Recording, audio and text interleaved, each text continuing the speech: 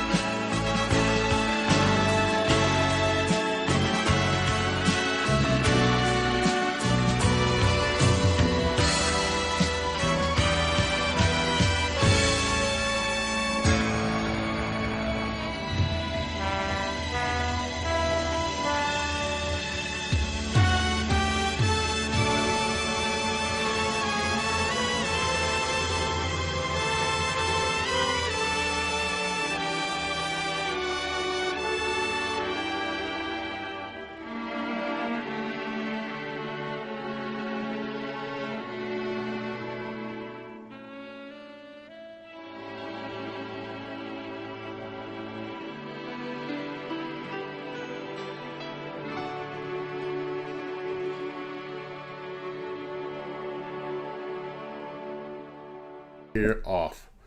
Well, hello, Glue Troopers, everybody. Welcome. Get a quick voice check. I hope you guys can hear me all right. Let's see the little cut. I'll just turn the volume up here real quick. Takes about 20 seconds to loop. And guys, if you can hear me okay, give me a quick 5x5 or 4x4. Steve, you can give me a quick voice check. 5, 4, 3, 2, 1. All right. We are off and running. Well, guys, welcome to tonight's live stream. Got a ton of stuff to cover. It looks like we got about 62 people with us so far. Some of the stuff that we're going to talk about tonight was requested by some Glue Troopers, including the Sinatra music, which unfortunately is so closely guarded I can only use a little karaoke music. Hopefully we won't get a ding for that. Let's see. So, I guess the first thing... Hey, Trey, Tom. Oh, great. Fred's here. Great. Chris is here. Excellent, excellent. All the usual suspects. Well, guys, the first thing I want to talk about, and I talked about this with Steve earlier today, is apparently there is a little bit of a brouhaha over the Revel current 1/32 scale F4U Corsair, a model that's been in production since about 1969. And there have even been some dedicated videos. And Steve, I went and saw that video you told me about, which I meant to link below, but forgot to. But you can pretty much put in Ravel 1/32 controversy in YouTube and you'll pop up some of the videos. I guess they're currently, Ravel USA is asking a pretty sinister price, and they're labeling the aircraft as an F4U1D, when in fact it's actually their old F4U1A kit, just reboxed with nominal, if any, real changes. In fact, ScaleMates even shows that it's the, in their history line, yeah, this is the same kit, just reboxed. Yeah, it's been reboxed several times. It was the Bubba Black Sheep kit. They reboxed as a Royal Navy Corsair. And of course, the original had that great Jack Linwood artwork. And my understanding is that was one of Linwood's favorite artworks. It's down at the bottom of this picture. Well, apparently now they're putting it out again as the F4U1D and the F4U1A, and there's a lot of debate. It's just the same kit, and there are a lot of people that are upset that they're putting out it as the D model because it's not a D model. It's apparently an F4U1A. I didn't have enough time to get into the actual research on it, but I know most of the differences of those airplanes were internal, but still the point is that compared to a lot of the stuff that Ravel has put out since then, the kit's considered a little, especially considered, compared to something like Tamiya, a lot of people are saying it's very toy-like. But one guy actually compares it to the Ravel 1/32 scale Spitfire, which is a much later molding. And he even talks about how within the company that the kit is not, it's almost laughable. It's lacking detail, very little internal detail. Then you look at the Spitfire they put out, which of course used modern molds and everything and modern cutting techniques. It's far, you have textured all the instruments and everything, and apparently it's quite the little brouhaha in the modeling community that Ravel would have the temerity to basically reissue the same kit and try to act like it's something new and charge a new kit price for it. And he does bring up something that I thought was, to his credit, is that the people who make the molds and sell the models, these are not the decision makers. You got people in a boardroom somewhere. My understanding, Steve, is that although this probably, I don't know if this is something that happened since Carrera took over or if the wheels were in motion before that, because apparently Ravel USA is not even really Ravel anymore. It's Carrera got all their stuff. And right. I think the rumor floating around Model World is they pretty much axed everybody in the U.S., except maybe one or two people. That's pretty much what they did. They closed their facility down in Atlanta and moved it into the Carrera facility, which is in mid-central Jersey. And I would guess what happened here is that this kit was probably in the process of being re-released before all this happened. Mm-hmm. And the price of plastic went up. They looked at what other similar kits were going for in the model in the marketplace and figured they could get the price and said, well, that's what will make the price. I think that's exactly what happened.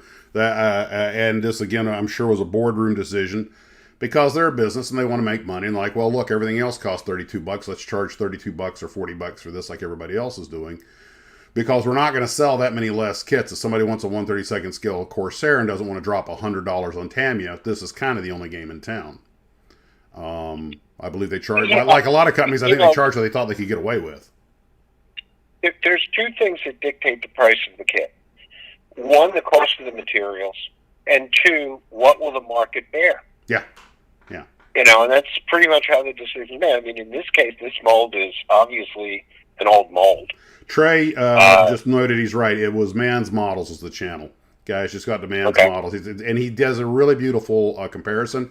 And one of the things he does that I really like, because he got into the kind of stuff we're talking about now, it made a great briefing for this segment. I didn't really need any other resources because one of the things he did was he took the little, what he calls little caliper thingies that are super accurate, they're like calipers, but they have another name. But anyway, he said that the thickness of the acrylic parts on the canopy for the Corsair were 1.3 mil, but on the Spitfire were only 0.7. So, of course, they look cleaner and more to scale. Because we all know, in the 60s and 70s, a lot of plastic parts, especially acrylic parts, are way over thick. They had to be, because that was the technology of the day. So those things, I mean, if you build like I do, it doesn't really matter, because none of my kits get examined that closely.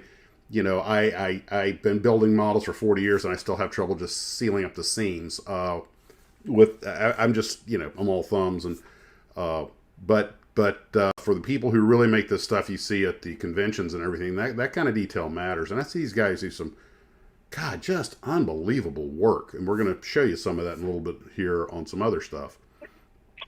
What you just pointed out about the difference in the thicknesses in the kits, cockpits, and the acrylics, it has to do with the mold technology. Because now the tolerances are closer than they were back in the 50s and 60s and even the 70s on the new molds. Because the new machines, the way they work, the tolerances have to be closer. Yes. It's like a car engine. The reason you use the oil you use now is because the tolerances in the engines are different. Well, I also remember I remember my brother building these kits, and of course, I couldn't afford a $3 kit back in 1969. But my brother, and he worked hard to get his money so that he could afford them, and he took great care in trying to make really nice kits. And to me, I thought he was a master model builder because I was 8 and he actually painted his models.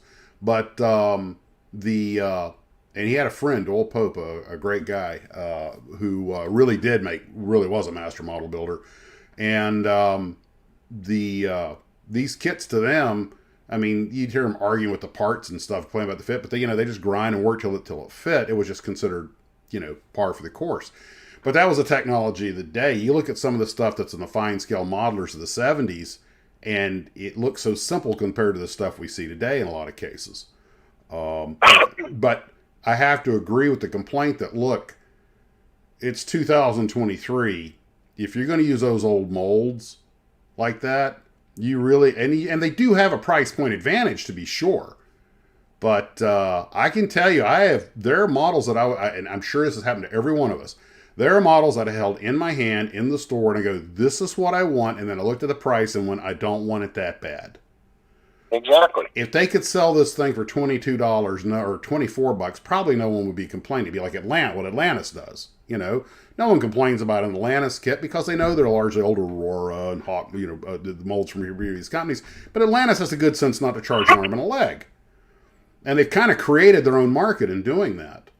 Have you been to Hobby Lobby lately? Not in a couple weeks. I went on Saturday. They had the 40 off sale. Well, most of the cars were $39.99 now. Jeez. Before the 40 off. Before the 40 off. You see, that would keep me from buying one. Maybe it was like a 124 scale or something like that. But a 112 scale. But a regular 124, 125 scale Impala or something, I'm not paying $40 for that. I know money's losing its value.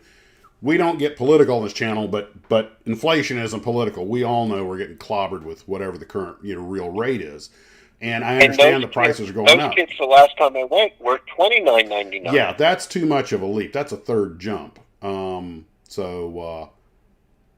then you wait a while and you find them in the El Cheapo can't get rid of them bin. Although Ian was telling me that was just up at Hurricane Hobbies. I did a little video about he was just restocked. The stuff's still flying off the shelves, so maybe I'm wrong.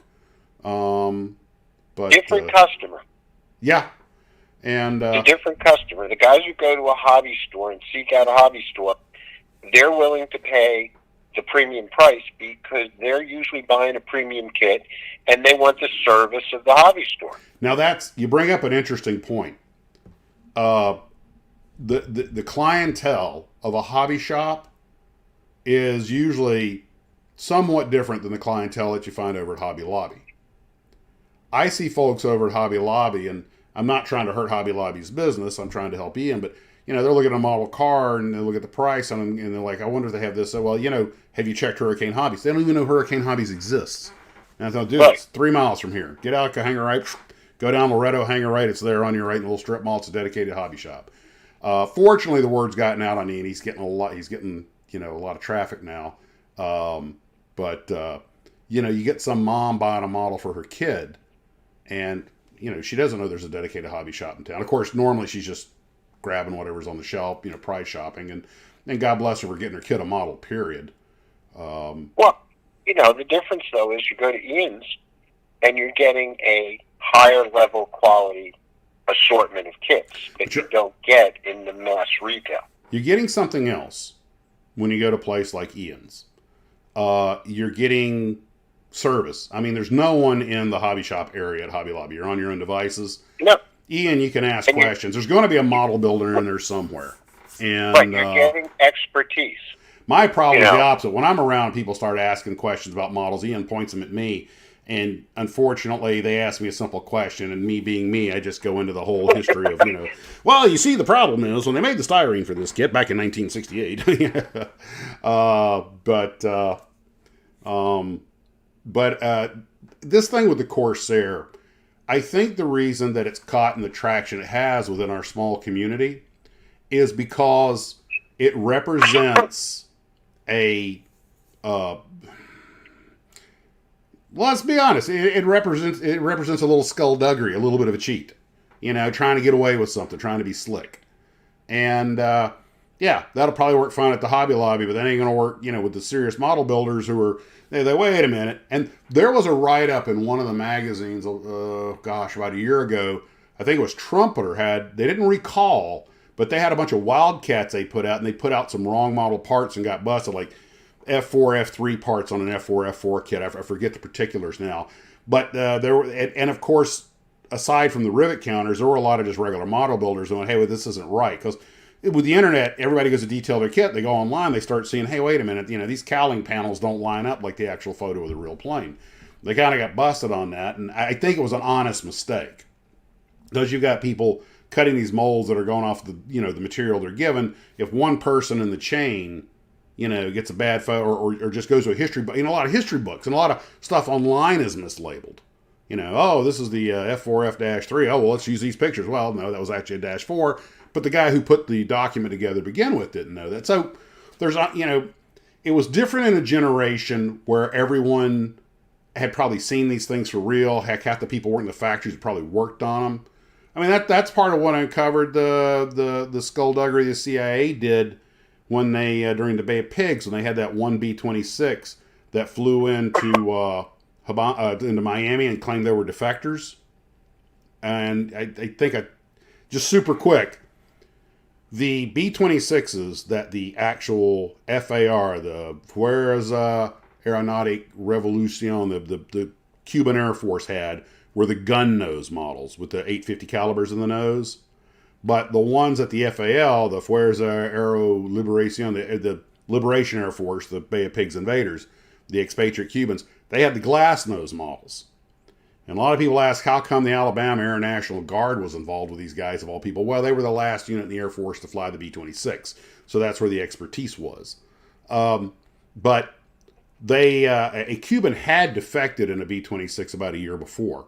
I think it was number, I want to say 929, or maybe it was 626. But anyway, all kinds of photos taken of it. It was given back to the Cubans, even though he was allowed to defect. The airplane was given back to the Cubans because it was their airplane. And somebody in the CIA got the bright idea, hey, let's put the same number on one of our airplanes and we'll use it as a fake to show everybody that the Cubans are defecting. Well, yeah, they took one of the cowlings off and shot some bullet holes in it with a pistol and put it back on and flew it in. He got feathered an engine when he landed, saying, he was shot up trying to escape. Didn't fool anybody. That ruse held up for about 10 seconds. And one of the reasons why is all the mechanics are like, well, there's bullet holes in the engine cowling, but there's no bullet holes in the engines. But the thing that really got him was I think it was one of the news reporters, I think it was a cameraman for one of the news agencies, had been a B-26K mechanic in the Air Force. And he was like, that's the wrong kind of airplane. Like I said, that ruse held up for about 5 seconds. Details like that matter. And they just, well, no one will know. Yeah, well, back then everybody'd served in the military, in 61. So, it was just one of those things. You can't get away with that. And even today, when they think, nobody knows a real Corsair, I trust you. With the internet and everything else, you try to put the wrong version of a model in a box, and it'll take about a week before you start getting the attention online. And this is a classic example. And I don't blame them, but look, guys, like you say, this is a boardroom decision. And trying to, these airplanes look the same from the outside. The difference in them is all internal, and maybe not really. But the other thing is people open up a box that they paid, $40-$50 for it, and they go, dude, no way. I love that kit. I never built it, but I love it because it's a Revel 132nd scale fighter series, and it's got Linwood box art. That's all I need to love it. Parts could fit backwards, I'd still love it. But Nathan brings out a very good point. What's that? He said nowadays, because of the internet, you can't just take a crappy kit, put nice new box art on it, and throw it out there. Because once it gets out there, people are going to jump on the internet and say, did you see this? It's really not good. That's exactly what I'm saying. That is precisely what I'm saying. And I don't have any sympathy for Revel. Don't get me wrong. If I had one of these kits, I'd build it. But you can look at Man's Models video and you compare it to the newer stuff. And I hate to say this because I grew up building kits like this and love these things for the nostalgia aspect because they're the kits of my youth.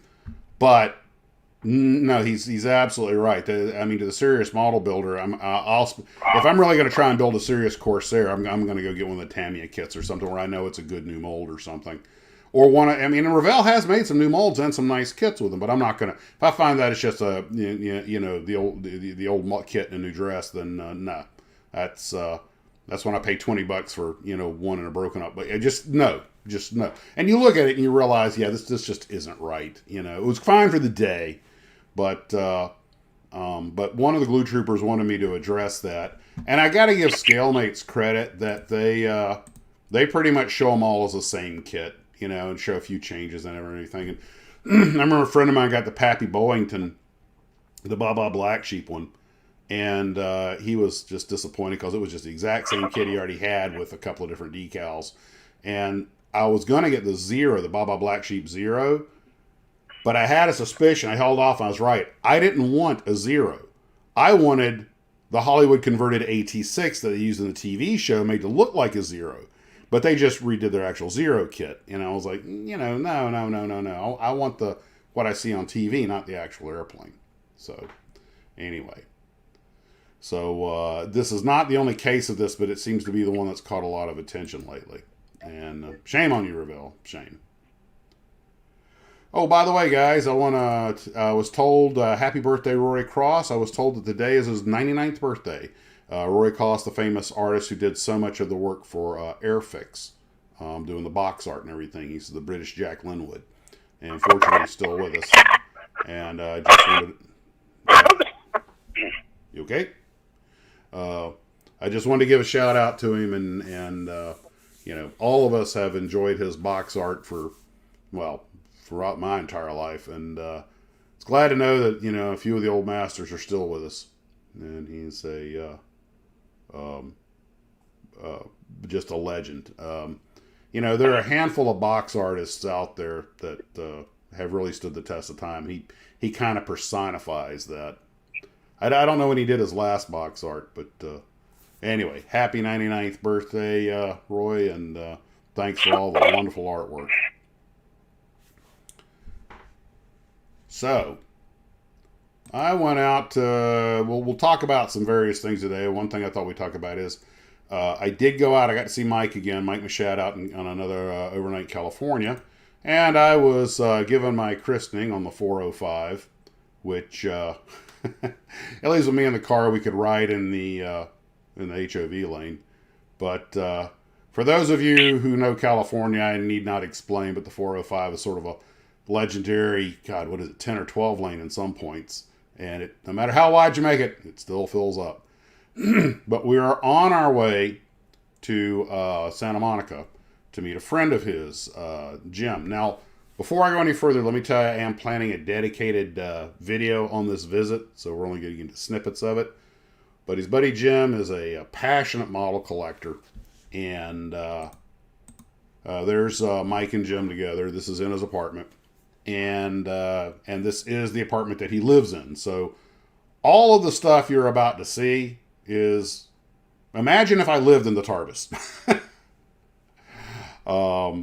It's a incredible collection of both models on display.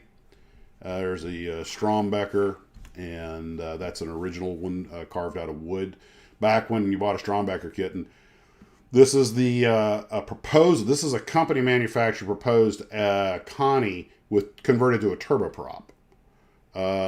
A factory made, probably a Topping or Precise F89 desktop. You know, these were given away as promotionals, and of course, this I think came from this I think was from Precise. This is the Boeing blended wing design, and Ken's back. Let's see if we can get him merged in here. Okay, merge with Steve. Hang on, guys. Let's see what happens. Merging. Hey, you're here. Hey. Hey, okay. Steve. Hey, Ken. Hey, Steve. Hey, Max. Hey, guy. Glad you could make it. Ken was out on the road, so hopefully you're safe back at your house now. Okay, so anyway, we also ate at this 50s diner, and which is just a couple blocks away, which is, if you're in Santa Monica, go there. It's just plaster, everything from movie posters to duck and cover drills. All that stuff's real, and food's good, but they even have an actual phone booth, like you. Oh, that's a push button, not a rotary dial, but still. But when I went into Jim's apartment, I was warned, that be prepared to be amazed, and it's kind of standing room only. There's now some of these are old factory models that he's restoring. Some of them are some of them are just kits. So every kind of kit you can imagine, resin, ball, such pretty much every medium out there, and a lot of course, there's a small fortune there. And this is not his entire collection by a long shot. This is just what he has in the apartment. And like I said, I'm going to do a dedicated video on it. But there's one kit or one model that I thought was Mike actually tells the story on it, and we're going to get to that in just a second. But the quality of these builds, all of these are great builds. He didn't do all of them, although he did do most of them. And but even in these glass cases, they still get dust on them, and which is sad because he meticulously takes them out one at a time and dusts them off as an ongoing process. And you were like, how often do you do that? And he was like, well, you never stop. It's like painting the Golden Gate Bridge. You start at one end, and when you're done, you just go back and start over again. So dusting the models is an ongoing thing. And we've done a couple of videos about dusting models and how much a joy that is. Now, that Stenson is Comet. And again, in the main video I'm going to do about it, he has a full interior and it's scratch built. And I have never seen a Comet build. That tugboat is a company build up for hobby shops that ordered over a gross of them, and you got one of the company build-ups. But the only problem these models have is fending off the dust. They're flawlessly made, and these are not by any means as lifetime's work, but and like I said, there are some other people who have done them. But there wasn't one of them in there that you couldn't just take to a Comic-Con. That's basically the Japanese Sea Fury, the Ripon, I believe is what they called it. It was they only built about 6 of them. Good thing for us, because it was according to Saburo Sakai's book, it was capable of taking anything in the American inventory. But I'm going to have Mike tell you this story. It's pretty good. It's about the S2F with the big flat radome on top. I'm rolling. Got to tell that story again. Well, the radome-equipped S2F was referred to as Stoof with a roof, and there was a famous story of an airplane flying at low altitude in the Midwest somewhere, and a Kind of faded away there, Max. called the Hold local on. sheriff and was very in a panic, reporting that a flying saucer had captured a Navy airplane Somebody's running. and was taking it away. Somebody's running the video in the background. I would have loved to have been the responding officer to that call. Can I get an address, man?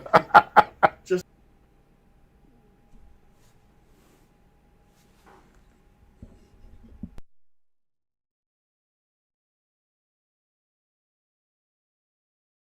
On now. Oh, me? This is 97. 97. Okay. Yeah, I meant to mute my microphone because when I'm doing this, I can't listen. But apparently, some little old lady, saw the stew flying low at that big radar dish, and she literally thought a UFO had swooped down and grabbed it, and she called the police. There you go. I mean, this is It Orson was Welles' sci-fi War of the movie Worlds. tornado. I would have loved to have been the officer to get that call. And Jim was just kind of like, "Can I have an address, ma'am?" Just the facts, ma'am. Just the facts. Hey, at least she was a civic-minded individual who called the police. Now, there was something else, and I wasn't sure whether to show the video, but I'll show you a picture. We actually did the inaugural opening while I was there. Now, what you guys are about to see is a professional 148 scale Tamiya 0 A6 M3A 0, and it was built at the factory and then boxed and shipped. So it's a regular 148 scale kit like you or I would buy, professionally built by a factory builder, boxed and shipped. I didn't even know that was a thing. Apparently you have to go to Japan to get them. And it's beautiful work. I shot some video of it. Apparently I did not take any still pictures of it. So shame on Max for that. But the thing I'm driving at, though, is that apparently you can buy from Tamiya for no small amount of money a pre-made Tamiya kit. And the work on it was beautiful. There were a few little things you had to attach, antenna wire and stuff, but overall the model was done. It was done very well. Certainly better than I could build it. And had a bit of a semi-gloss to it. But I thought that was kind of an interesting thing. And I'm just going to go over one or two other models that he had there. That's the Stenson. That's a Comet stick and tissue kit. And it's beautiful. That could compete with a plastic model. You can tell the dust from hanging on the ceiling. And I'll be showing you guys in the regular video. It has and Steve, I think you might have already seen the picture, it has a full interior right down to the mat pouches. And I couldn't really get in there to get a good photo of the interior, but I got a couple just to show the general idea. But anyway, I was just amazed. The quality of the workmanship of these models is incredible, and that's why I'm going to give it all a dedicated video. Jim's a super great guy, and encyclopedic knowledge about models, and an impressive collection. But this little segment is more of a teaser for when I get the video put together with the stuff. I've got it downloaded on the computer, but I haven't got around to it yet. So, hope you guys enjoyed that. That was a really a great visit. Mike and I were going to do a few other things that day, but we just, between the traffic and everything else, everything just kind of ran behind. But we still got a lot of great stuff done. Ken, this is going to be more up your alley. I had a gentleman ask, actually a couple of folks asked, this came up before, by the way, about 3D printing parts. And there is a glue trooper who does 3D print some parts. He sent me some pictures that I'm going to cycle through down here. But Ken, he also sent me some PDFs with a lot of information about it. And at some point, I might get into doing some 3D printing. But I know we tapped on it before, but several people have asked about it, so I thought maybe we should talk about it a little bit more. So, Ken, since you're kind of the local authority on 3D printing, I thought maybe you could just give a little 3D 101. What would you like to know? Well, first off, for building kit model, there are different mediums, different like resin printers and stuff like that. Maybe talk a little bit about the different kinds and what they should consider getting if they want to make parts for plastic kit models. Okay. All right. Well, the picture of the printer that you see there with the yellow stripes on it, that's an Ender. Model 3, I'm not sure the exact vintage of it. It's a filament type printer. Very common printers. They do a good job. I have 2 of them. The thing on the right, I'm not sure what that is. It looks like, it's a smaller version of the filament printer. Yeah, this guy said he had 2 of them. This gentleman said he had 2 of them, yes. Yeah, okay. They're good for larger things. They don't have the resolution that the resin printers do. Mm-hmm. Yes, I do read the chat. Somebody just commented that I read it. Yeah, anyway. The resin printers... No, Ken, what he said was, higher... if you read, what Sluga is saying is, and you know where this comes from, Ken reads the chat. Yeah, okay, fine. For those who know the joke, that's from the movie A Fish Called Wanda. The guy named Ken who stuttered, so they would mock him and go, Ken. Okay. Well, I used to get teased all the time about being on Park. What was it, Park something? Oh, South Park. They killed Kenny. South Park. Yeah. Damn, that didn't make me feel weird. Well, Ken, listen, Ken. Everybody thought you were cool when you were dating Barbie, but after she dumped you, and they started whacking you on South Park. I'm sorry, dude. Yeah, it's just kind of weird saying they killed Kenny. It's like somebody. Anyway, it's a. I always wonder why you made me stand in front of you at the shooting range. Had that wide-eyed look, like okay.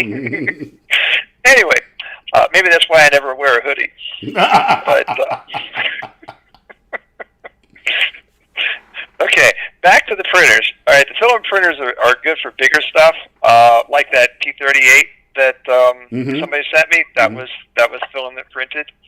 I haven't got a chance to fix that thing yet, but it will get done. The resin printers are good for printing smaller things, and because of the nature of the printer, you can't print big things with that anyway. But it does a better job on the finer stuff. It's good for making tiny pieces for airplanes, like missiles and bombs and gear doors and all those other little pieces that you may like to add on to your model, but didn't come with it, and you have the skill to be able to create those pieces. Yeah, you create them with software first, I take it, just design them. Yeah, you use something like Fusion 360, and there's some others out there that are good for it as well. A few chats ago, somebody suggested trying a different program, and I went and looked at it, and haven't got a chance to get very far with it. But there's different ones out there that do slightly different things, but they all create the object, and then you take the object and you run it through a slicing program, which takes the object and slices it into tiny little layers, and then creates all the little codes that you then feed off to the printer, and then that's what the printer goes by to make whatever it is that you told it. Well, as Ricky pointed out, some people scan parts if they want to make duplicates. So what's the story on that? There is a lot I was very surprised at this, but there's several or more 3D scanning programs that will work on your phone for free.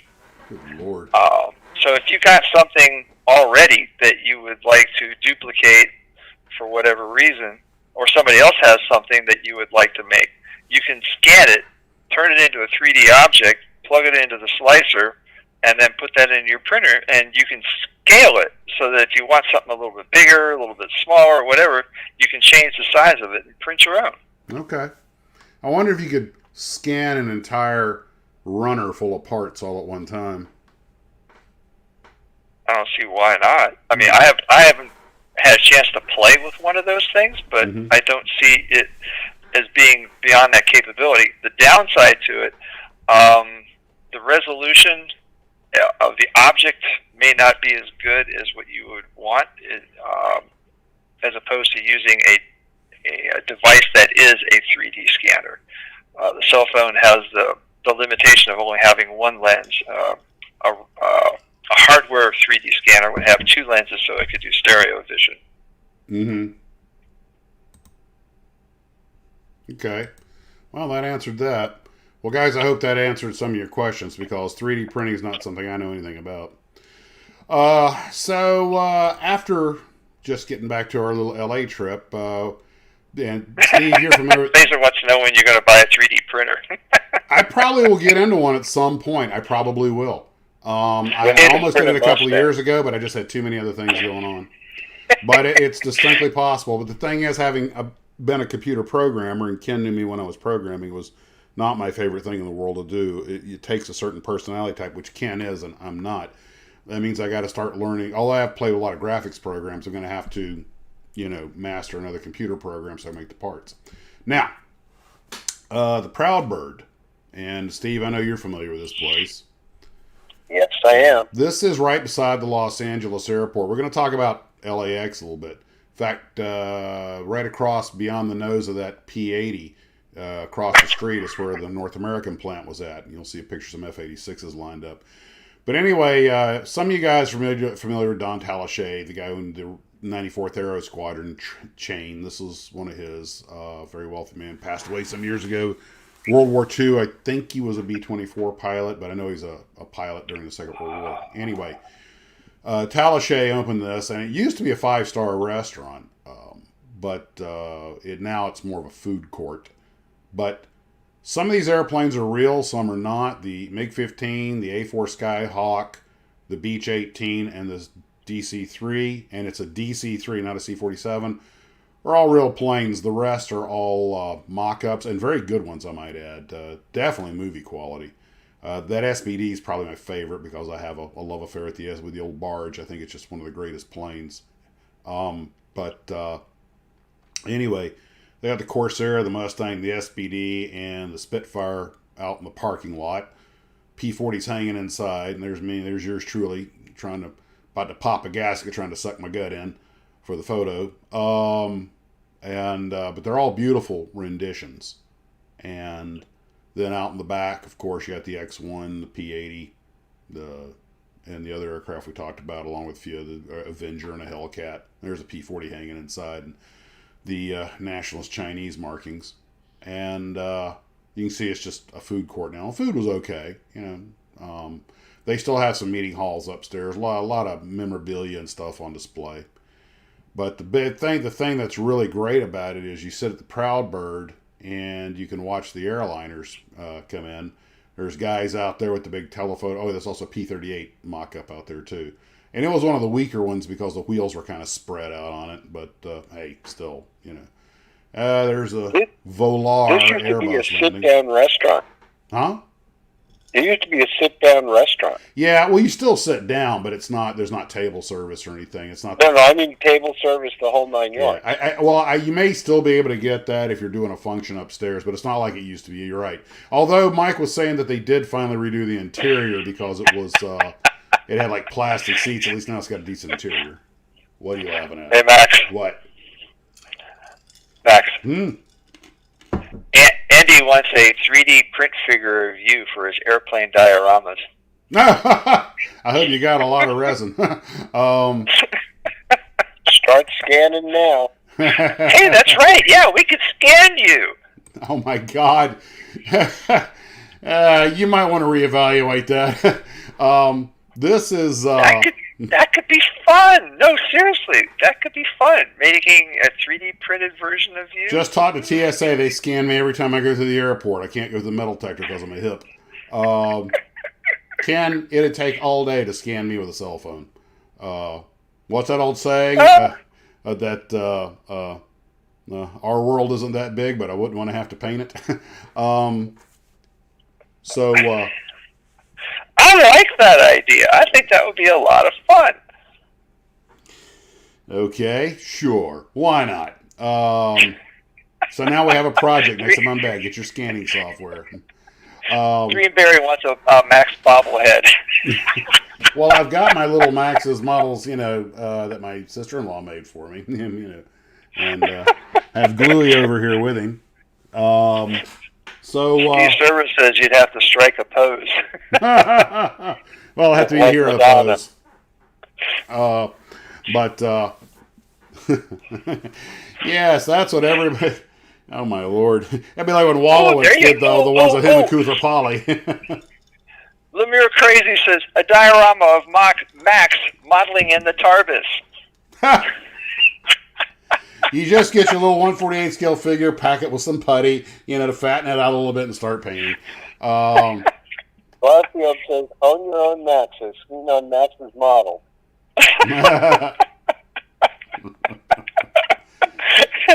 Chris says, yes, a bobblehead. Casa Porco Russo. No, Bill, I did not have Java much and time. then glasses and hair. Well, since Barry's chiming in, let me show you a picture that I was going to talk about later, but now's as good a time as anywhere, is it? Oh, I didn't upload it. Did I? I thought I uploaded it. Okay. My wife and I had a interesting little discussion about a glue trooper. Barry, that was you. You're going to get a giggle out of this. So, just north here, about an hour north of Jacksonville, is Kingsland. They have a Star Trek exhibit. And Barry, correct me if I'm wrong, but I think that was Vic Mignogna's sets that he used for the Star Trek Continues series. Well, anyway, how about a Max's Models action figure? you guys know with me there wouldn't be a whole lot of action. I'm more of a sit down and think it out kind of guy. Oh, we're putting on a chair with wheels. Okay. So anyway, I showed her this photo along with some others because I want my wife to go up to the Star Trek thing with me, and I'm sure she will because we're both big Star Trek fans. And the room where the heads are printed is called the Max head room. Oh, Diane says Max getting eaten by Godzilla. my attempts to deflect this discussion are failing.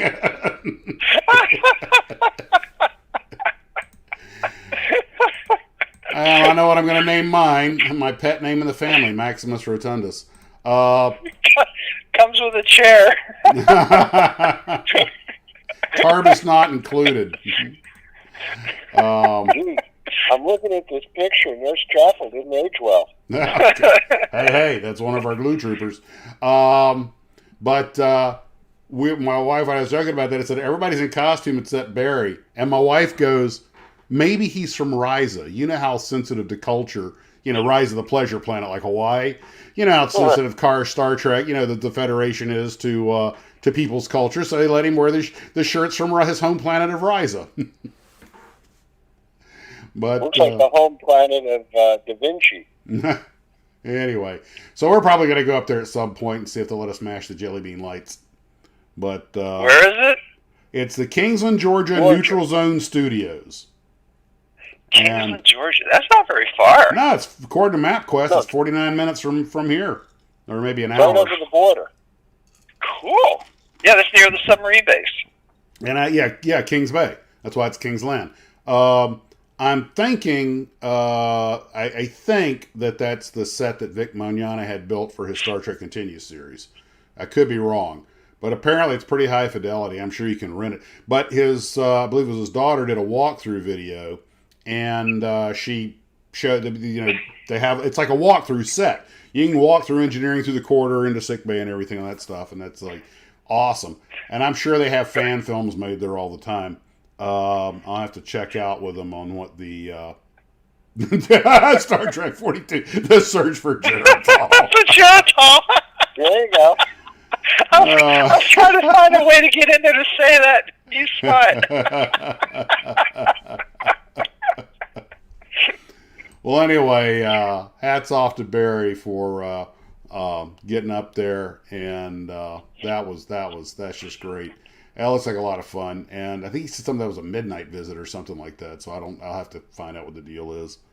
But maybe I'd love it if they let me do a live stream from there. If we could hold a sci-fi live stream from there. I know you guys would travel up for that one, wouldn't you? Just remember, I get the captain's chair. Max, What? I'll bet you they let people rent the place out. Wouldn't that be a cool place to do a birthday party? I don't even want to go there. All I'm thinking is a bunch of, well, it wouldn't in our case, it would be screaming kids, it'd be screaming nerds, but still. Anyway, yes, that's right. I celebrated my birthday in the conference room. I'm guessing that they don't allow any food or drink around it. Maybe they'll let us do our own episode. I'm sure it's been rented for that. The wrath of arthritis. Good thing the Enterprise has an elevator. The Viagra Chronicles. But no. Chris is waiting for a live stream from Hurricane Hobby. Oh, actually, Ian and I talked about doing that. But what we'll probably do with Hurricane Hobbies, if I ever get the script written and get it together, we might do a rough cut of Model Citizens there. He said we can come in after dark and shoot it there at night.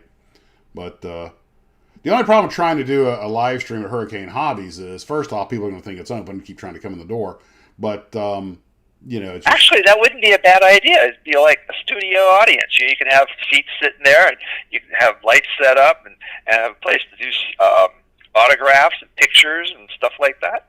You watch too much. Ken, I'm not exactly Brad Pitt. It's not like people are asking for my autograph. If they do, it's usually on the bottom of the check. What about that guy up in New York, the hobby shop you went to? He said, "You're somebody important." Yeah, well. Okay. Guy hobby stores in the basement, Ken. What do you think he'd say? He hasn't seen light of day in 15 years. I was going to say, is it daylight outside? Anyway, so we might have some fun there, see what the deal is. But the last thing about the did Shatner pass away recently? No. Shatner's gone out a little mall, I'm pretty sure. Oh, Sluggo wants to know, does Hurricane Hobby mail order? No, I can tell you. They do not, and the reason is, if Ian was to send you a model mail order, he would literally have to go find a box, wrap it up, take it out, and pay full rate. He doesn't have a shipping deal set up or anything like that. He's not set up for shipping. I'm sure he'd probably like to be, but it's just, in onesies and twosies, it would just hardly be worth the time it would take. So no, he is not at all set up for shipping. And they could sell the latest 3D Max print model. Good Lord. Well, anyway, it was good. Just real quick, talk about here. You see this picture of the Proud Bird. Now, turn around from where I'm standing. Took that picture of that F-80. Across the street is where those F-86s were lined up. That's where the North American plant used to be. And, of course, LAX has changed a lot over the years. But I wanted to ask you something. Yeah. I probably missed this. You probably said already. Those airplanes that you saw at that restaurant, what are they? 4 of them are real, and the rest are fiberglass copies. Oh, okay. That Spitfire's I knew made the X1 fiberglass. was real. And trust me, Ken, if those airplanes are real, it'd be far too valuable to have them up on sticks outside of a restaurant. Yeah. The MiG-15 is real. The A4 is real. The C-47, DC-3 is real, and the Beech-18 are real. Okay. The rest of them are all fiberglass, but very nice fiberglass copies. Yeah, they look good. Pay attention, Ken. Pay attention, Ken. Pay attention.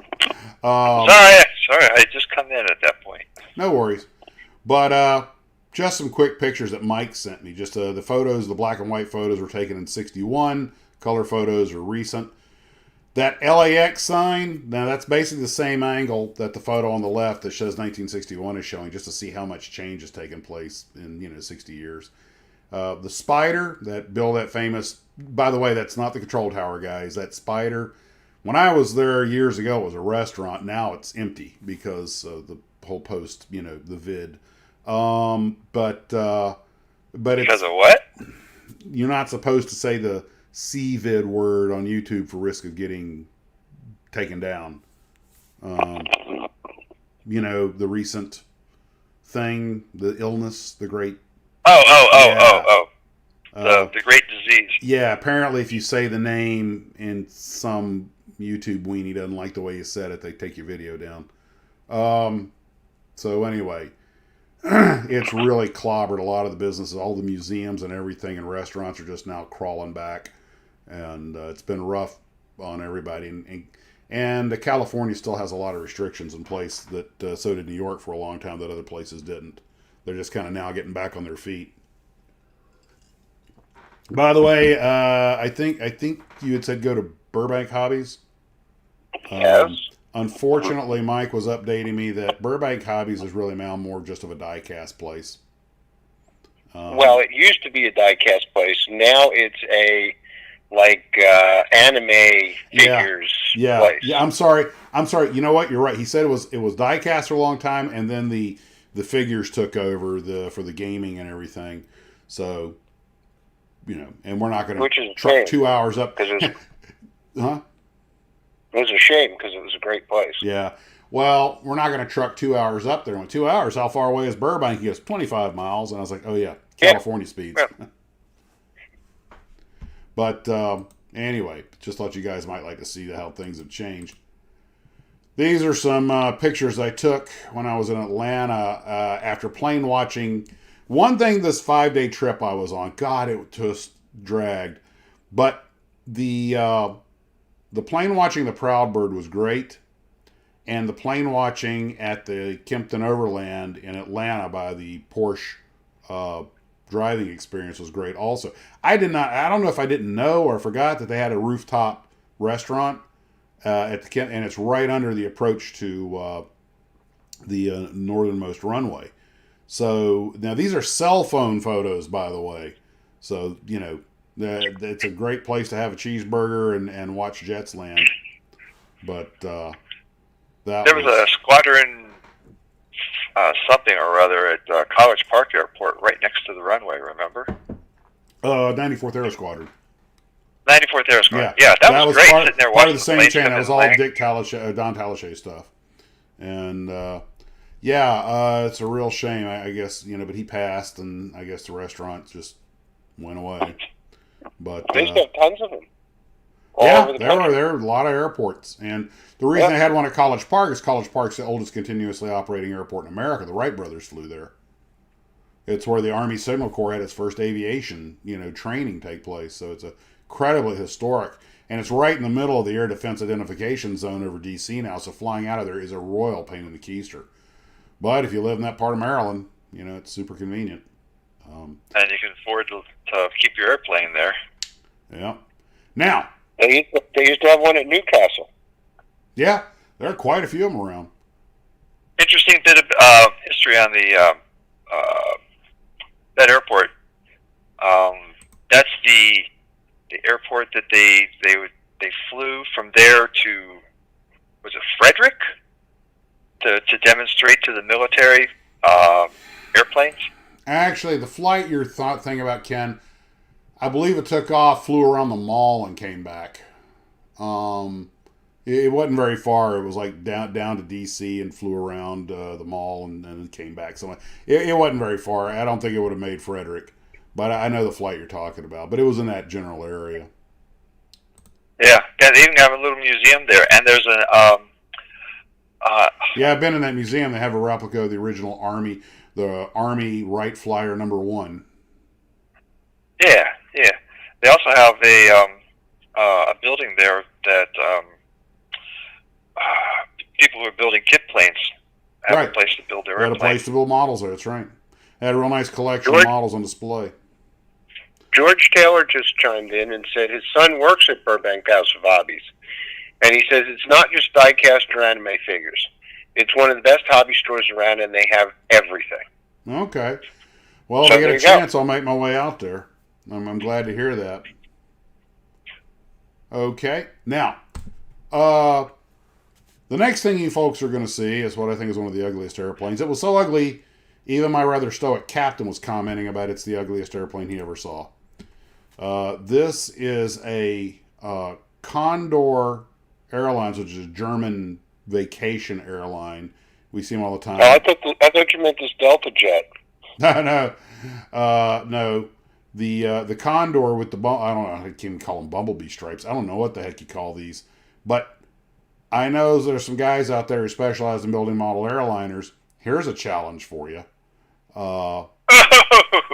That gold and white stripe. Yeah, I just keep thinking of Pippi Longstocking stockings. It's just, like, really? And just how much beer had you Germans had when you came up with that paint scheme? I'm sure when the paint crew got that order, they were impressed. I'm getting dizzy Like a just swivel looking stick. at it. That is different. Where'd you see that? This pretzel with is salt. in Punta Cana. We're actually waiting on a little bus to get to the airplane because we are parked. If you look on the far side of the airplane, you'll see some airplanes parked over there. We were out on that remote stand, and I bus see it. driver had to wait On for the that. right. Yeah. We had to wait for that bus driver to go by, or for that plane to go by, the bus driver to go over. And Andy asked, "Is it a prison airplane?" I actually think I made that comment to the maybe it's a convict bird. Maybe Punta Cana has become the German Guyana, but there you go. So anyway, if anybody out there is a passionate airline builder that wants a new challenge, there's one for you. That's good God. That would be. I guess you'd paint it. I would paint it white first. Paint it white first. Then tape everything off and do the gold and then decal it. That's how I would do it anyway. But Wow. and I would do it with the wings off. Probably be a little bit easier because I At didn't least see they any didn't do gold the on the wings. indented stripe too. Yeah, this appears just to be a fuselage and tail paint job. But anyhow, so by the way, Dreamberry says you can't see it, but all of them are labeled "slice here." that was good. Now, a glue trooper sent me a link to the ad on YouTube for this movie, 5/25/77. Now, before I say anything, some of you may recognize the significance of that date. Ken, does that ring any bells? Say the date again. 5/25/77.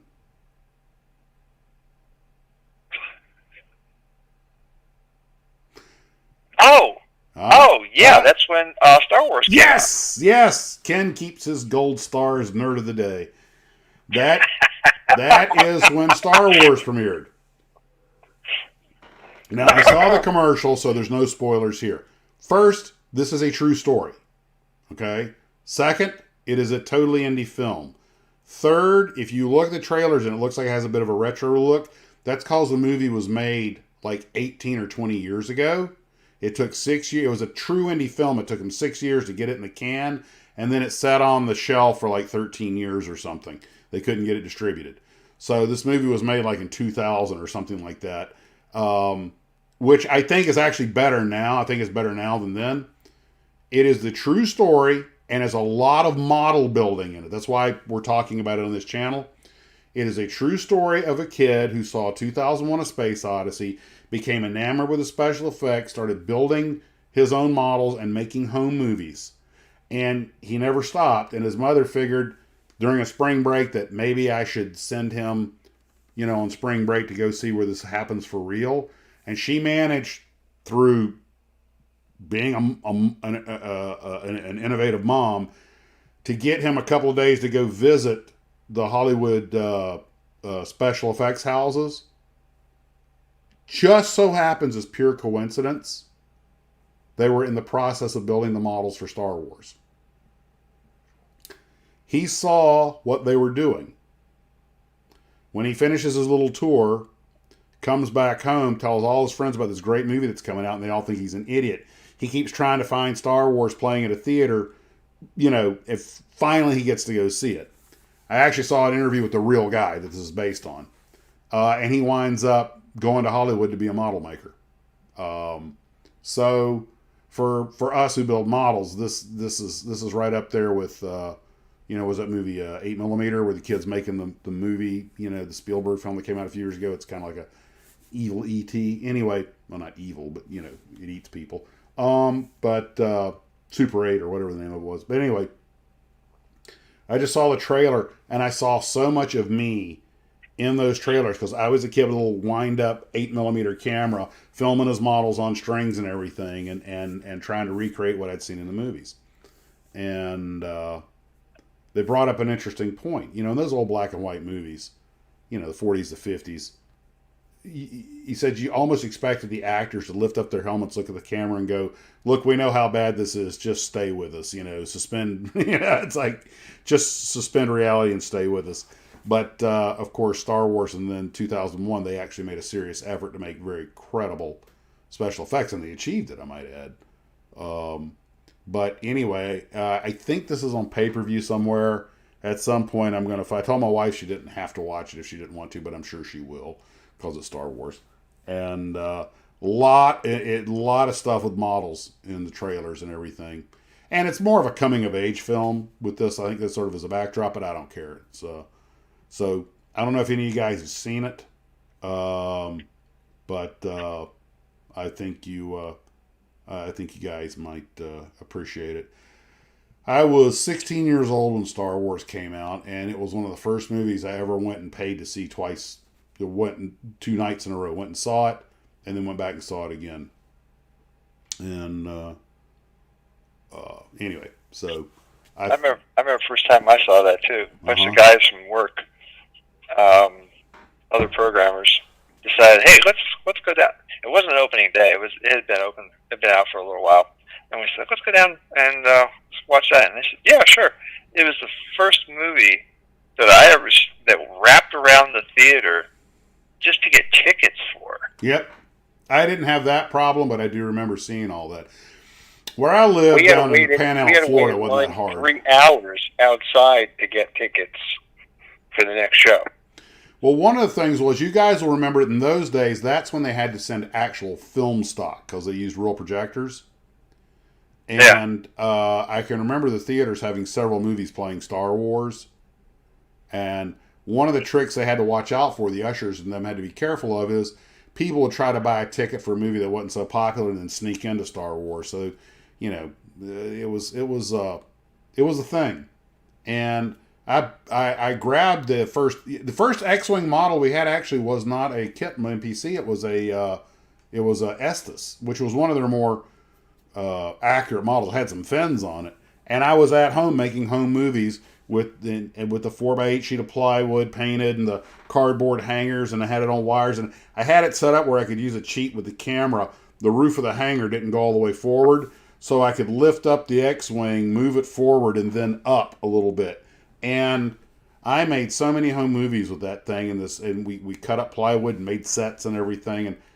And somebody got an old Air Force helmet from a relative, which I repurposed so many times in my movies. And I remember actually making a space alien helmet. The oxygen mask was cut out of paper, and I took a helmet liner and was gluing paper stuff to it to give it a different shape and everything. You couldn't have gotten cheesier if you'd tried. And dragging down neighborhood kids to come be actors and stuff. And they do all this in this movie. I'm like, oh my God, it's like watching my childhood all over again. I would, and don't get me wrong, I still played baseball and and that sort of stuff, and went out and did sports and rode my bike everywhere. I was not an introverted kid. I went swimming and went hung out with friends and did all the stupid stuff teenagers do. But model building and movie making was in there, and it was kind of a natural lead into doing this sort of thing. So, and the thing is there were no retakes, because if I remember correctly, it was $4.50 for a roll of 8mm film that ran about 3.5 minutes. And I couldn't afford to be doing retakes. So, and I didn't know what a rehearsal was. So I just told her what to do. And whatever they did, that's what made it into the movie. And you had to, and you had to take the film out halfway through and flip it over and put it back in. That was a regular 8. Yeah, you had to go into a dark room, take the film out, flip it over, and do the other half because there were 2 pieces side by side. Now the Super 8 was in a cartridge that you slammed in there, and it shot the whole thing. And I always it had a magnetic stripe on the film, so you could record the sound with it. That was later on. That I remember when Kodak came out with that, and I wanted one so freaking bad, but never got one. The first thing I had to record sound was a video camera, and I can remember in the late 70s, early 80s, buying my first video camera. Of course, I was a working adult by then, so I wasn't making home movies anymore. But that had a VHS tape that dropped in, and that was, I think, $1,200 in 1986. And I actually shot home movies when I was in the Army, and I had some of them put to digital recently. And it just, that's why I've got a little bit of video of me skydiving and stuff. But anyway, watching this was like the things he was doing. He actually had a better camera than I did too. I was like, God, I'd kill for a camera with an adjustable lens. So anyway, I'm probably going to check that movie out at some point. I just thought because it relates so much to model building, and that YouTuber, the guy who's been in the movie, I think his name is Chris Gore, I believe, with the kind of stand-up shock of white hair. He's a pretty good film critic. I've listened to some of his stuff. I like the way he talks about the industry. But anyway, he was saying that he'd watched this movie, and of course he was like us. He made home movies also. He's like watching his childhood. He was really, of course, it hit so close to home for him. He just loved it. So I'm looking forward to seeing it at some point. But anyway, now one other thing. It's completely shifting gears here. I'm calling this the Kiwi Adventure. I plan to be doing a Paul's out here somewhere. This is Paul sent this stuff to me.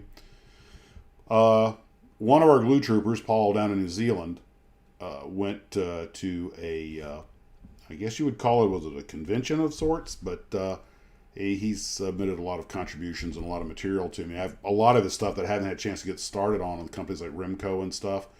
But these are all pencil sharpeners that are like made of brass. But he also found a bunch of models at this thing. And like I said, I'll probably be doing a little bit of a dedicated video with the material he sent me. But these things are really impressive little artifacts that, surprisingly, if you go to these things, you can get a good deal on them. And I have this B24 Liberator pencil sharpener that it reminded me of. But he also found some models and some fairly rare stuff like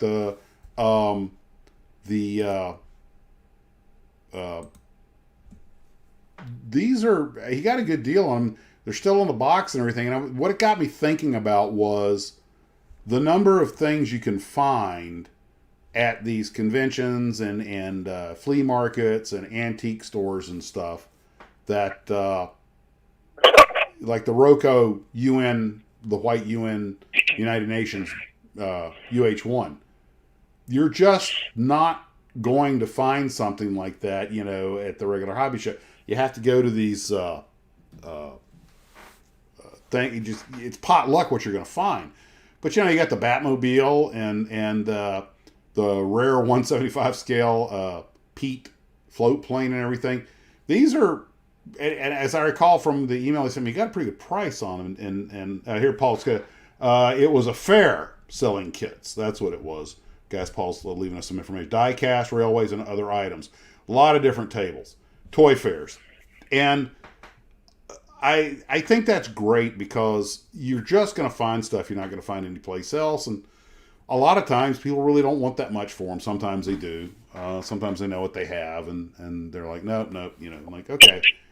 But I think it's great that there are these opportunities to find these things. That's why I love going antiquing. Every once in a while you're going to find, holy crap, I can't believe they have this here. And like I found that Cox model railroad still in the shrink wrap.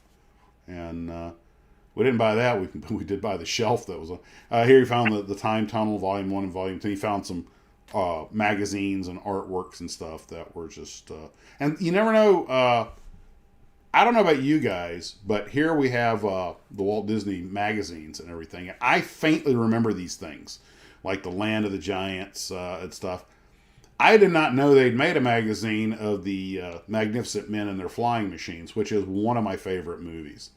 And in fact, I still use the line when Terry Thomas is on top of the hangar spying on the planes trying to take off after he'd had his chauffeur, Courtney, nobble some of the airplanes and sabotage them. And Courtney's like, "Oh, come on, sir. Let me watch. I nobbled this airplane good. And, I want to see it crash." He goes, "Okay, Courtney, but don't expect these treats all the time." And I actually use that phrase to this day. Some of the little quips I use I get from movies.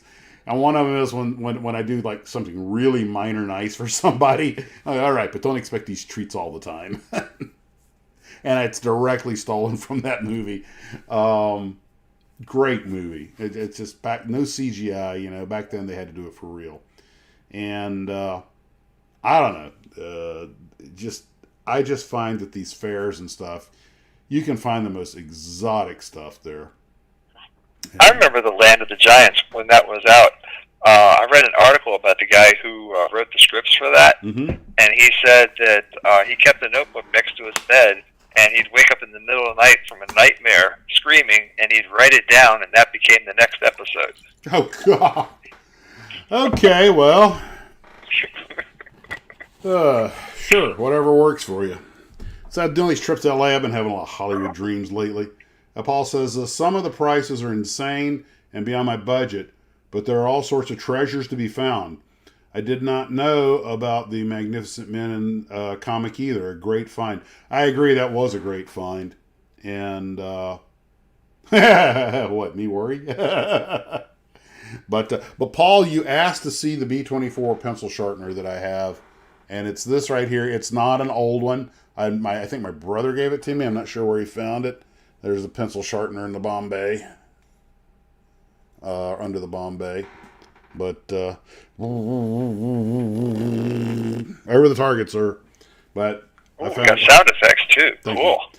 He asked me, I told him he's emailed me earlier, says he'd like to see it. And I'm looking for it. And the whole time it was sitting right there under the C119.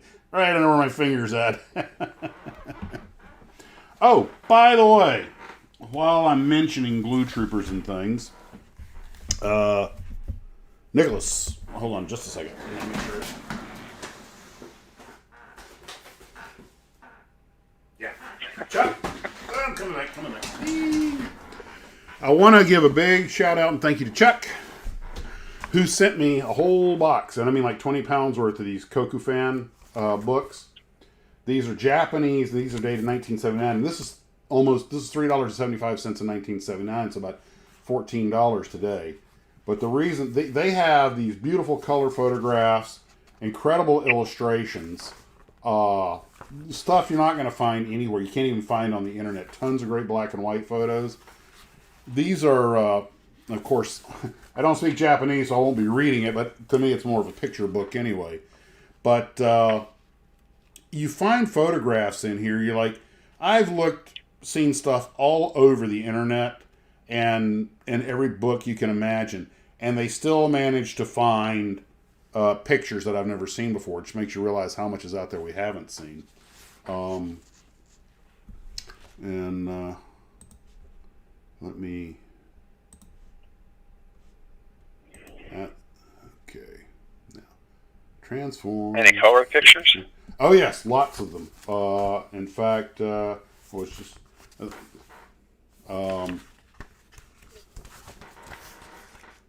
I can't really scan them because of the fold in the book, and also I don't have a proper scanner.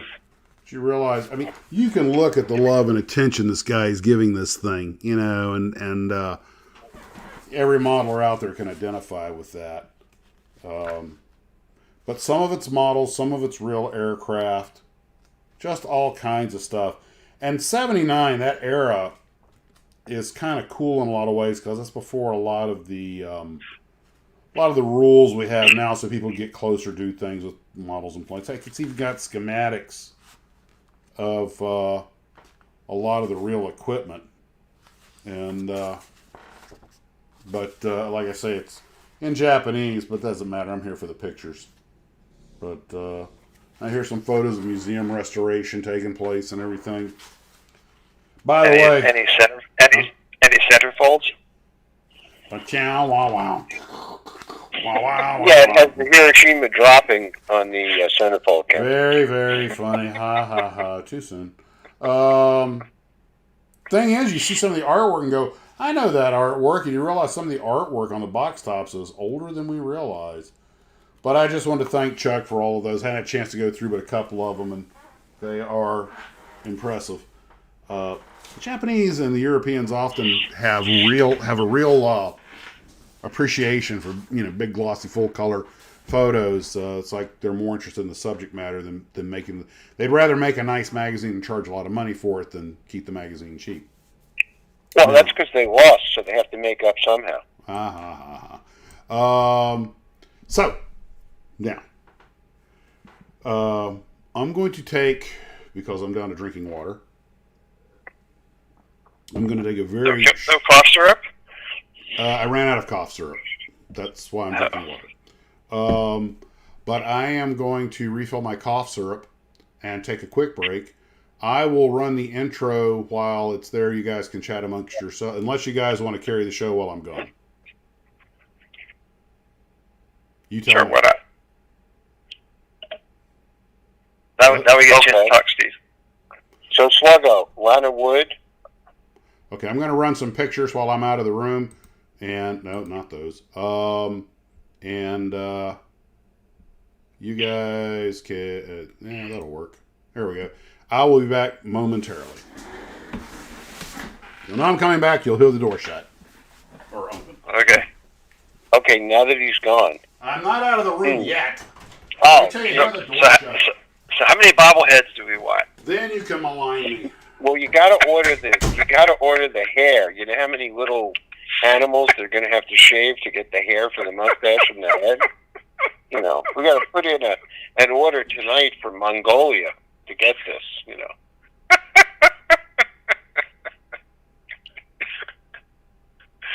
Maybe we could use make it a chia pet thing. That would be even better. You'd have to water it, you could trim it,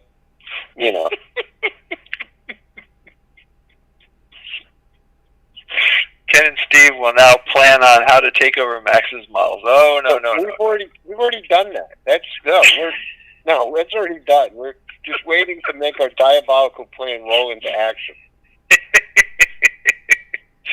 We could make a 3D printed full size version of Max and just set him in front of the camera and have his mouth move. That'd be good.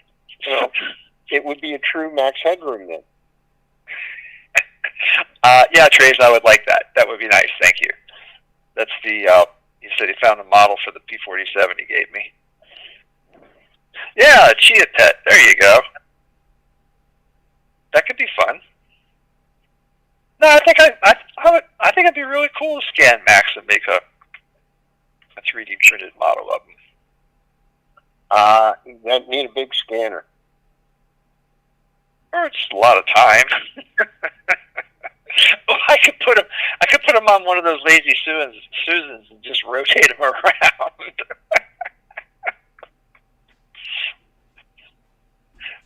That would be fun. Not for him. Well, not do it fast. Just move him around real slow and just scan him as he's turning around. But so how many people out there want a 3D printed Max? Let's see. Maybe with a bald spot on the top. Pinky and the Brain at work here. Pinky and the Brain at work here. Okay. When we take over, you'll see what Pinky and the Brain is. Or we could scan all three of us. That's true. Yeah, we can make a little diorama. Yes, around a broken model. Looking down at it. And have Ian in the background holding his head in horror. Yeah, I don't think that was such a bad idea, having a live stream from the store. No, you don't have to put the people on the camera. Yeah, I mean, people would come in just to see that, I would think. Oh, Bill Campbell says, just like the Jerry Anderson puppets on Thunderbird. Oh, Steve Mercer wants one. Oppie wants one. They take orders now. Andy wants 3. All right, I'm back. Oh, more thought, okay. Mason. All right. Don't read the comments. Don't read the comments. Of course, what I'm going to do right now. So what did you talk about while I was gone? Nothing. Nothing. Uh-huh. Okay, anywho. So, Ricky wants one too. One of the comments I got was that 48 scale. Okay. some of the glue troopers would like to see what you might call more of a free-floating Q&A or whatever, you know. I've run out of... I thought I had more material to cover. We've gone through everything I prepared. So we can do what they want and have more of a, finish the last half of the live stream with just sort of a bull session, Q&A, whatever anybody wants to talk about. And which I think is a great idea. Let the tangents take over, so to speak. So, Captain Tangent. Captain Tangent. So, what were you guys talking about before I left? And we'll just carry on with that. Everything is normal here. Normal. Yeah, totally don't believe that. Okay. All right, we're gonna make. We're talking about doing a live stream from Hurricane Hobbies. There you That's go. a possibility. I could talk to Ian about it. We have to bear in mind that it is a business, and Ian does have a life, so he may not want to, but I could take it up with him. He'll be closed tomorrow, though. It would bring business in. People would want to come see us do the show live. Well, if we're going to do that, they're giving autographs. Autographs. Last time somebody asked for my autograph, it was on the bottom of a check. If we were going Or to a ticket. No, Ken, that hasn't happened, thank God, in 40 years. Oh, good. I'm trying to keep it that way. Although, I will tell you guys this. None of this would be happening right now if it hadn't been for about a 2-second warning, because yours truly came very close to being glued all over I-95. Not this last trip, but the one before. Driving home at 2 in the morning, there's no traffic. Maybe it was, about 2. And Ken, was actually just south of Palm Coast. And, everybody... I know exactly where that is. Yeah, everybody's going... It was actually just before the Palm Coast exit going northbound. I could see the water tower. We're flying... everybody's going 80 because it's the middle of the night and people are passing me, But all of a sudden, thank God it was good weather. But it was before we got to the lighted area, and just before we got to the lighted area, and the car in front of me, he was a little good ways out in front of me, but I see his brake lights come on and him swerve. I mean, what's going on? Then I look, and like the iceberg coming out of the dark on the Titanic, 90 degrees in front of me is a gold SUV sitting just probably skidded to a stop sideways in my lane. So his headlights are facing off into the trees. I hammer the brakes, and I've got cars on my side. I can't go left because his rear end is right up to the guardrail. Screw it. I got to change lanes or I'm going to hit him. I swerved. Thank God I caught an open spot. Went around and got stopped on the other side. Flat spotted a tire, which I had to replace. We were a couple of seconds away from genuine calamity. And, of course, I immediately got on the phone, called the Ohio Patrol, and told them to dispatch some troopers out there because somebody was going to plow into this guy's car. I did not see the silhouette of a person when the lights went through the windows. I don't know if the person was still in it or gotten out of it or what had happened. But anyway, I did not really care if I'd flat spotted all 4 tires. I was just happy to have missed him. But you just remind her how, fragile everything is. So when I came home the last trip at 3 in the morning, I was driving, maybe 5 over the speed limit. Just in case. But yeah, anyway. So, but luckily, we did miss. We are here. Thank the Great Maker, or whatever you worship, and here we are. So good times. Carry on. But I did get a lot of feedback from you guys. Apparently, some folks felt that the live streams are getting a little predictable, So let's mix it up, and let's go with what you guys have got on your minds. And Chuck was asking how long it took to pump out the Fort Lauderdale airport. Okay. Not exactly a kit model thing, but I don't care. I'm happy to talk about that. I'm really, except for politics, because it's so divisive, I'm happy to talk about anything you guys would like to talk about. And that would be a great diorama. all you need is an Which aquarium. You know what? Since I'm done with my pictures, let me do something here real quick. Edit, transform. You guys are about to see the whole office here.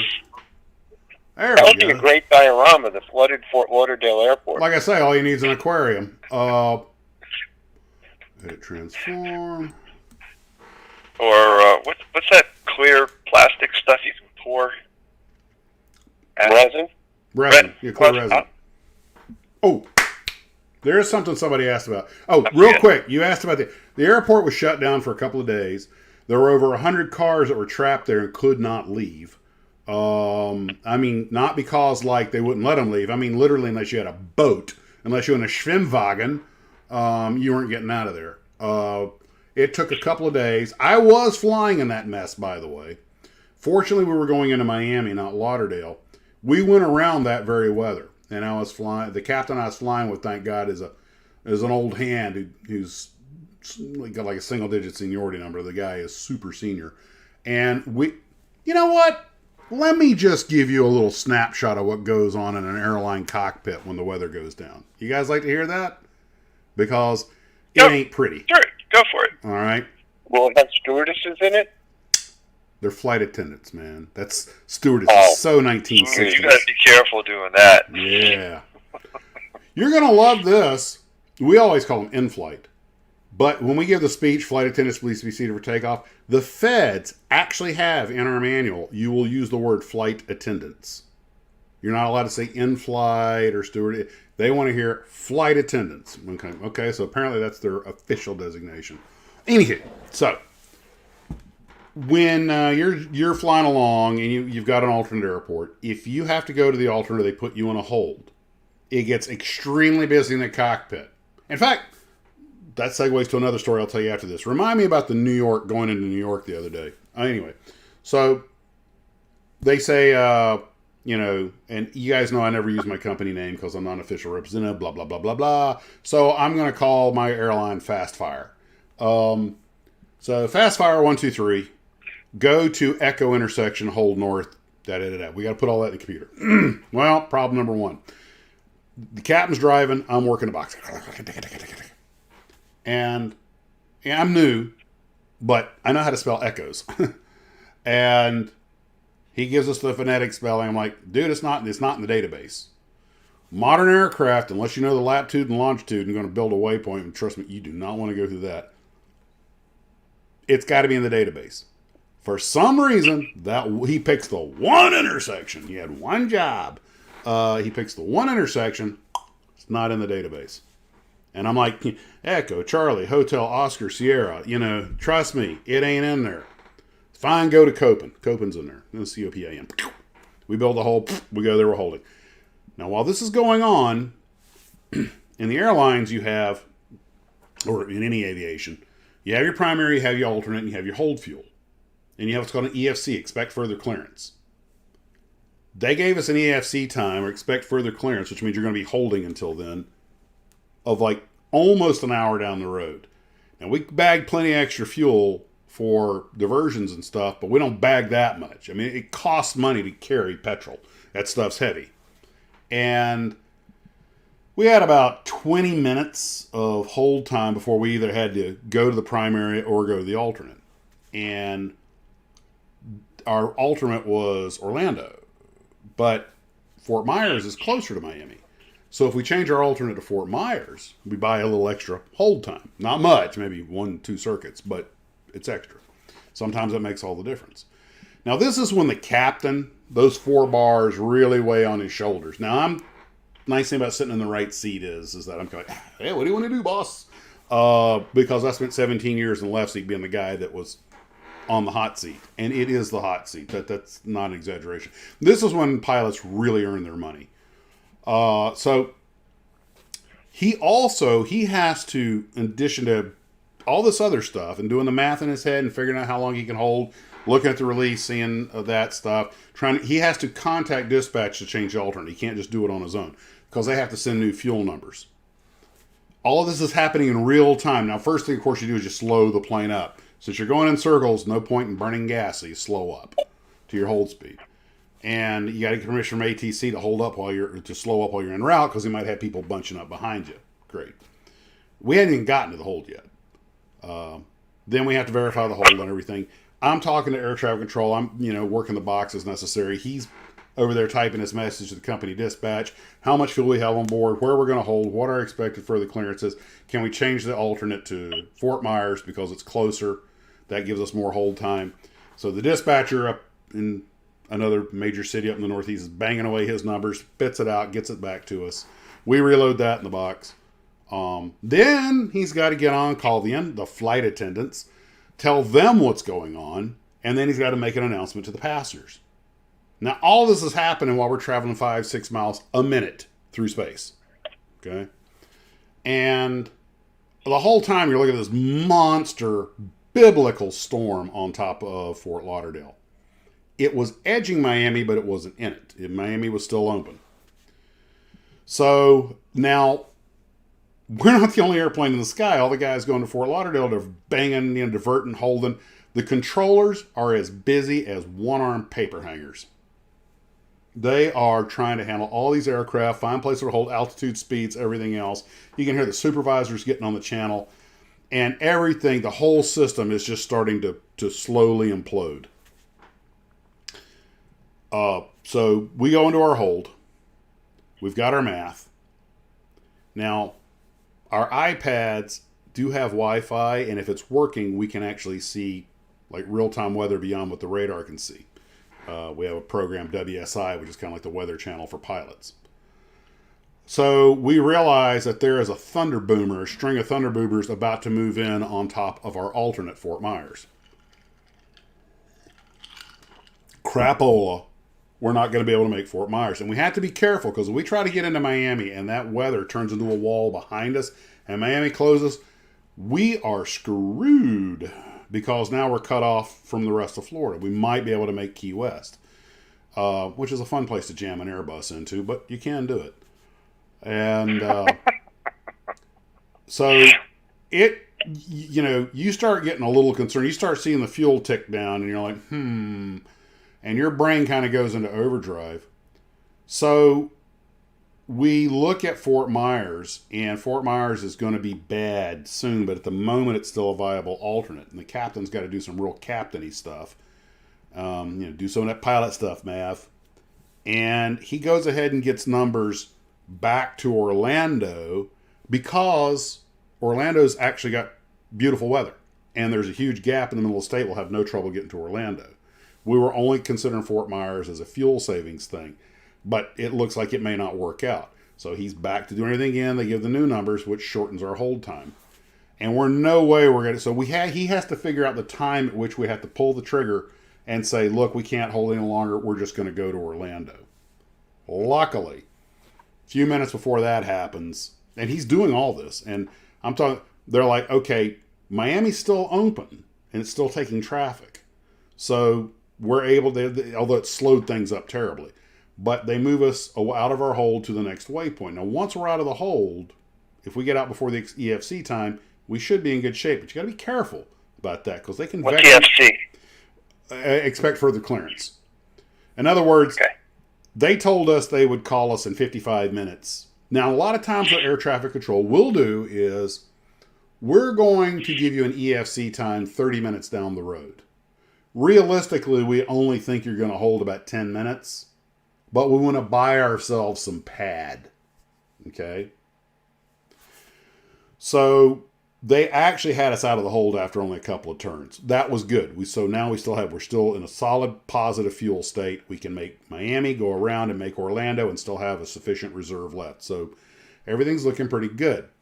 Thing is, we still got to get around that weather. It's around Fort Lauderdale, so they're taking us way out over the Everglades, over the west part of the state, and everything, which they're doing with everybody to get around the weather. So we're burning a little more fuel than we'd like, but we're still solid. And computers in these planes are pretty good about calculating all that stuff. Luckily, once we got around the weather, and I was the one driving, I was the pilot flying. Once we got around that weather, we shot our approach to Miami, and it was an instrument approach, but we broke out plenty high, and the winds weren't really that bad. So I was like, okay, we got into Miami late, and I had a pounding headache. I think everybody did. But we were solid on fuel. No worries. weren't even close. Could have been if we had to do a few more holds, but we didn't. So, and the stress level goes way down when they start giving you vectors to the approach. And we land in Miami, go to the hotel. Then we look on the news, and that's when, and of course Miami was, it was rainy and a little windy, but it wasn't really that big of a deal.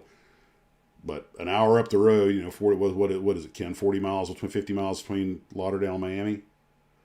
Yeah, it's not very far. Yeah. If that. But Lauderdale is just getting, people are building arcs. And we find out that we actually didn't find out till late that evening just how bad it was. And the next morning that it was flooded, the airport was closed. And since we have a base in Lauderdale, it train wrecked our operation. Actually didn't affect my schedule that much because I wasn't scheduled to go through there. And but it was a very stressful, busy time. And it was bumpy as crap the whole time, which you would expect around that kind of weather. The passengers getting off the airplane were just grateful to be in Miami. I think they were grateful to be safely on the ground. But the whole flight down had been a nice flight. It wasn't till we got there that we ran into all this. And it was all kind of isolated over Fort Lauderdale. West Palm was open. Miami was open. Homestead was open. Orlando was open. Even Fort Myers stayed open. I think that weather went right past them. I don't think it actually hit them. So, but if you were in Lauderdale, you better own a boat. And Chuck is right. They got 24 inches of rain. Yeah, in a couple of hours, which a lot of people said they didn't even think was physically possible. Barry, you were probably there when that happened. It set a record. They got 29 inches of rain in 3.5 hours. Man, and to look out on the radar, it just looked like a big It just looked like a big rainstorm. It didn't look like anything particularly out of the ordinary, but the radar, after a certain point, it just goes, okay, that's all I've got to offer. If it gets worse, it can't really register anything worse. And, but the skipper did a real good job. He's a real solid guy. If I had been flying my Mighty 190, the previous plane I was on, Captain, yeah, I probably would have done the same thing he did, but I tell you right now, I'd have been about 5 minutes from going to Orlando. But my attitude was, if we go to Orlando, that's it. They should let us go home. That's our base. But the next day we got out of Miami without any trouble, and I was like, Lauderdale's closed. It's literally flooded, and Miami was operating like nothing had happened. Jay Wolf said 6 inches of water ended up in the KFLL Ember Maintenance Facility. And that's 600. You got to remember, these airports are like 9 feet above sea level. It takes a while for it to drain off.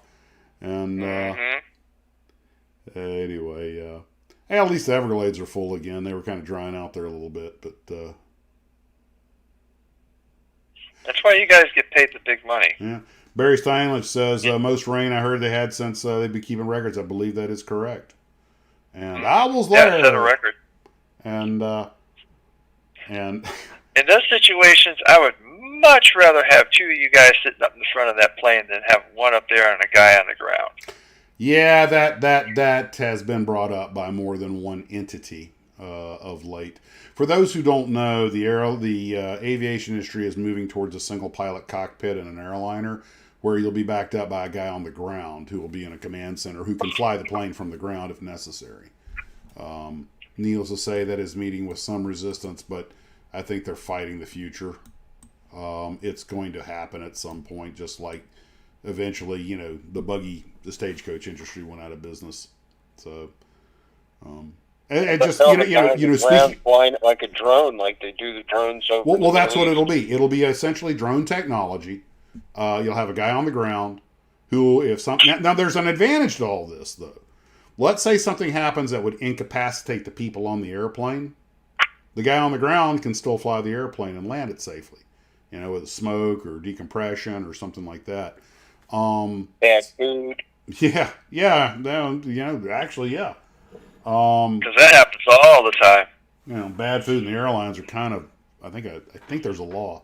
You can get that bad bag of pretzels. Yeah. But hey, I got a question for you, Bex. Is there actually a regulation where the pilot and co-pilot can't eat the same meal? No, there is not. That's a myth that's floated around for a long time. But there is no regulation that the crew cannot eat together or anything. But a lot of people seem to think there is because of some movies that were made, but there's not. And but it may not be a bad idea though. But the industry, it'll start. I can sort of. It won't affect me in my career. I'm too close to the sunset of my career, and at my age, every pilot is one medical away from early retirement.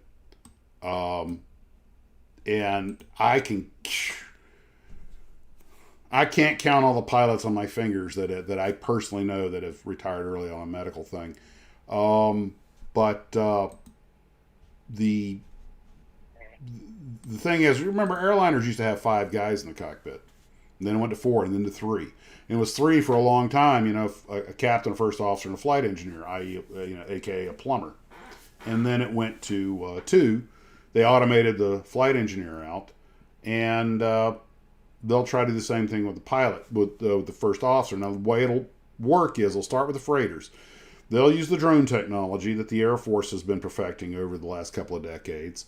And the way it'll work is, when I got my master's degree, I actually had to research this. When the captain cranks the engine and taxis out, he'll have a guy helping him get to the runway, get in the air, and it'll be a dedicated guy in an operations center working as a first officer. There'll be cameras all over the plane so you can see what's going on. He'll help the captain take off. Of course, the autopilot will have to come on right after takeoff, which is kind of SOP for most modern airliners anyway. A lot of us, myself included, now, generally I go to autopilot 2 right away as soon as we take off because that's the protocol. And the Airbus is an airplane that's designed to be flown by the autopilot. You need to think like a systems manager. But just of late, I've been starting to hand fly more because I'm getting a little bit more comfortable with the airplane and I want to get a feel for it, which is ironic because the airplane has no feel. It's a computer mouse. It's a joystick, just like a gaming joystick. And you would not believe how responsive an airplane that big can be. When you bump the stick, if you're at low speed, the multifunction spoilers pop up. That airplane responds very quickly. It is a very responsive machine. So you have to have a very light touch on the stick. But the Airbus is also set up that you're flying a computer. If you've got the airplane pointed a certain direction, you take your hand off the controls, it'll just stay there. Okay? All you got to do is make little tiny corrections if the wind or something bumps you off, or if you have to make a turn. So you'll watch guys take off and they'll take their hand off the stick and just keep it nearby, and it'll just track perfectly. It's designed to do it that way. Maybe one reason they don't want to get the autopilot on is they want to get the plane configured first so they can make smooth transitions as the flaps come up and everything. Whatever. Maybe they just want to keep their skills sharp. So last couple of times I hand flew it just a little bit before I got the autopilot. But the point is, got off track here. Point is that when it's single pilot, positive rate, gear up, and of course as you as the guy in the airplane, you're going to have to throw the gear manually, hit the autopilot, now you're systems manager and you're backed up by this guy. When you get up to cruise altitude, they're going to hand you off to another guy who's probably the backup for 6 or 7 aircraft, right? Because you're just in monitor mode at that point. And the idea is that the guy on the ground will only assist you if you call him and need something. We've already gone to CPDLC. And I realized I just spit out an acronym that no one knows what it means. Controller, Pilot, Data Link Communications. Not all, but most of our airplanes have and most airliners now have a CPDLC. You guys have seen the movies where, United 201 contact Chicago approach on 125.5. Right, or you read it back. Place that CPDLC, we don't do that anymore. You get a little light that flashes on the eyebrow panel. You look down the CPDLC screen, it's there as a text message. All you do is respond, hit OK, dial it in, and call the controller. That's it. There's no, you'll check in with the controller. Chicago Center, United 241 is with you at flight level 390. That's it. Changing altitudes, going direct, it all comes through basically text messages. And it cleans up a lot of the chatter on the radio. The radios are starting to get quieter, and this is a good thing. Now, if something happens, you got to talk. You just, pull the push to talk and yammer. The radios are still working. But a lot of the mundane communications are coming via text, essentially a text message. And the nice thing about that is that when people, last thing United 241 contact Chicago, what did you say? When you got a text message, it's right there in clear language. Oh, okay, dial that in, and then you just hit OK, Wilco, will do. And that's it. It's once you start using, like anything new, when you first get it, that's new and change is bad. But after you start playing with it a little while and get used to it, like, hey, I like this thing. And you can print your messages too. Nathan, that's coming. There will, if you guys have watched the miniseries Westworld, when the guy's in his corporate jet, there's no pilot. It's completely flown by the computer. There's no one in the cockpit. And that day is out there. Provided, the universe doesn't implode on us or something. The day of the pilotless, completely computer-operated airplane, very Sid Mead, is coming. Just like the driverless car is coming. The what was that Wolverine movie, Logan, where they're dodging, they run across the road and they're trying to dodge the drone trucks, they're tractor trailers, but there's no one driving them. They're driven as drones. This is coming. This is the future. The technology's on the way. Because you think about it, if you're running a trucking business or an airline or whatever, your job's to make money. You do that via transportation. It is not to provide jobs. That's a byproduct of your need for labor. If you don't need the labor, that brings down the cost, and et cetera, et cetera. And we all understand economics 101. As they say, in a perfect world, there'll only be two kinds of people, artists and critics.